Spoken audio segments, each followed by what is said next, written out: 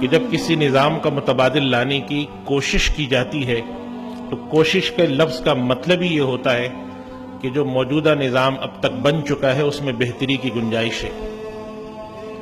اور روئے زمین پر کوئی نظام آج تک ایسا نہیں ہے جس کے اندر بہتری کی گنجائش نہ ہو۔ دنیا کے اندر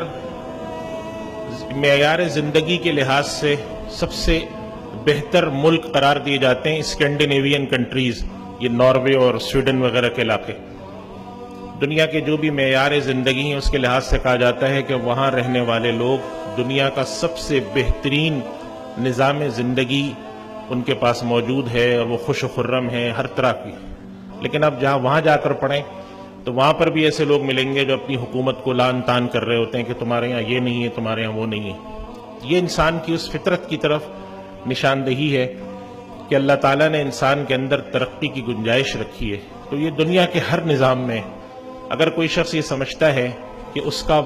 موجودہ نظام خامیوں سے پاک ہے، بہتری کی گنجائش نہیں ہے، تو اس کا دعویٰ غلط ہے۔ اور اسی وجہ سے اسلامی بینکاری، اسلامی مالیاتی نظام سے وابستہ کسی ایک فرد کا آج تک میں نے یہ دعویٰ نہیں پڑھا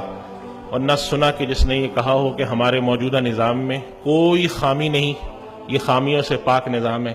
ایسا کسی کا دعویٰ نہیں ہے، اور اس کی ایک بڑی واضح وجہ یہ ہے کہ یہ نظام اسی معاشرے پر قائم ہے، اسی معاشرے کے افراد پر قائم ہے جن افراد سے اچھائیاں اور برائیاں دونوں سرزد ہوتی ہیں۔